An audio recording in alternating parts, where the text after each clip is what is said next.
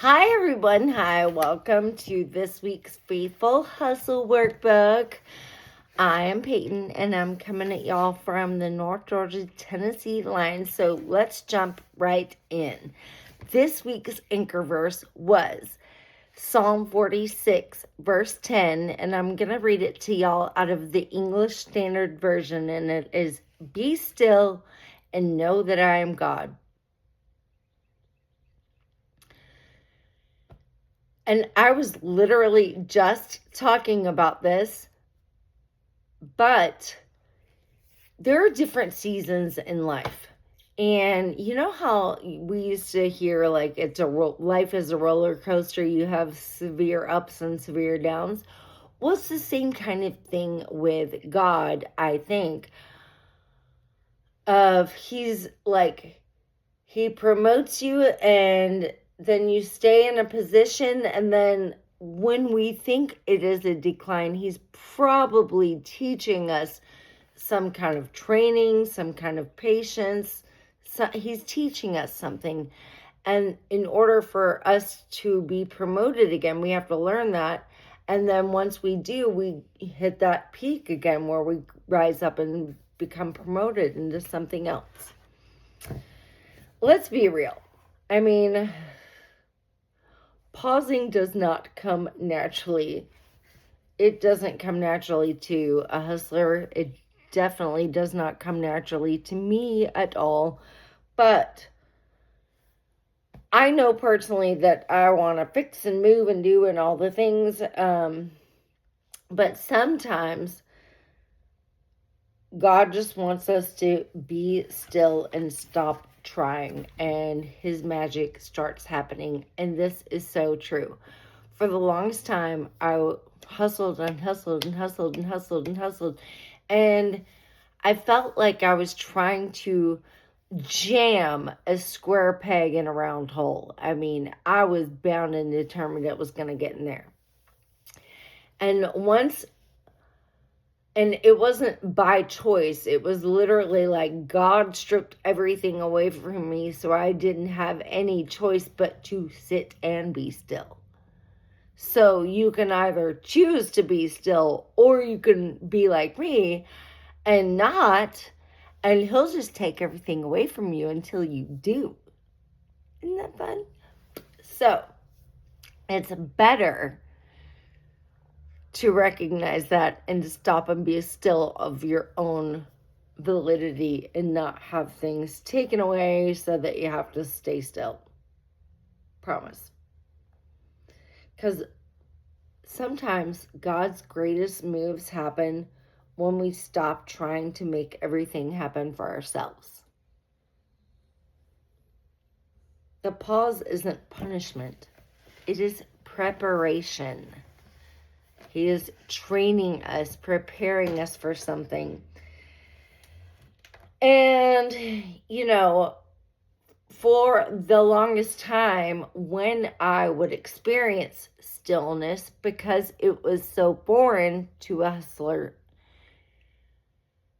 it would like cause a form of panic. And God reminds us, like, hey, don't panic. Don't be afraid. I got this. And I know it's hard. It's hard for me sometimes to just be like, you got this. But I'm getting better at going, okay, bro, this is what I need. This is what I need you to have. You got it. You got this right. So reflecting and reconnecting. When was the last time that you gave yourself permission to pause without guilt?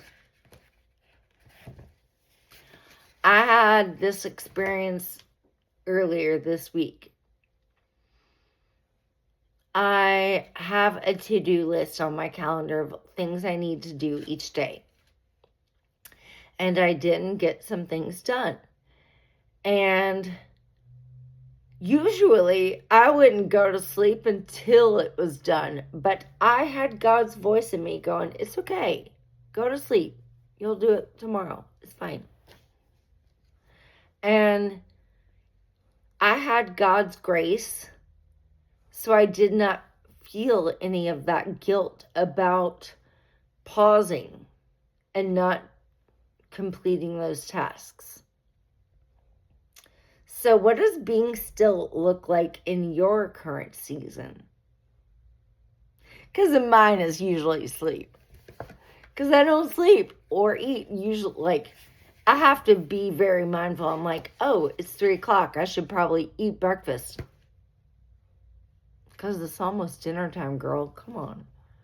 So I have to, like, set alarms in my phone that are like, go eat. Make lunch. Make dinner. I have alarms. Because I don't think about that kind of stuff. And how has rushing ever robbed you of peace?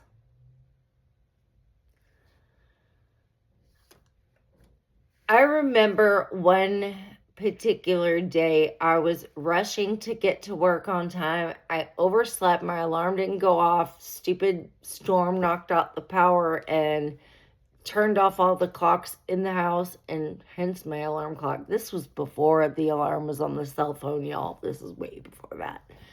So we, before cell phones, had to rely on clocks, which usually ran on power.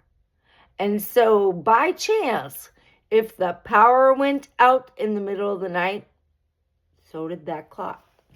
Just so you know, before cell phones, that's how we did things in the wild.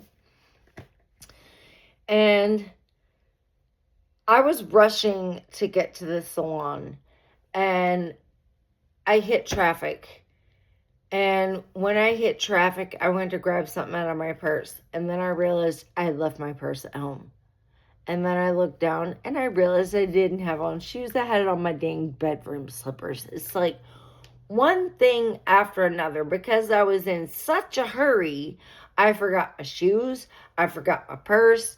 Like, all these things kept compiling on me because of one rush. So, how I could have handled that differently is I could have picked up the phone and called the salon and said, I am going to be late. My alarm went off in the storm last night. I don't have it. I'm going to be late by like 10, 15 minutes. Just tell my client to please hang out. If not, I totally understand if she wants to reschedule, and I am so sorry. I could have handled it better by calling the salon. That would have given me that grace in my mind to put on the correct shoes and grab my purse. Then I wouldn't have been so rushed when I hit traffic.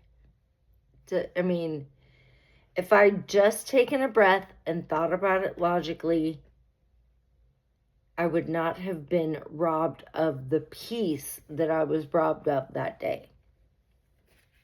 So that, just take a breath, y'all. Sometimes it's just best to take a breath. Because I'm of the old school way of, I'm just going to fix it right now. Like right this second, right here. So, describe a moment where slowing down actually helped you move forward. I'm gonna say that one more time. So when you journal it out this week, I want you to describe a moment when slowing down actually helped you move that needle forward. And then our faith in action call is take one intentional pause today. No phone, no multitasking. Just breathe, pray, and remember who's really running things. I love y'all so much. Thank you so much.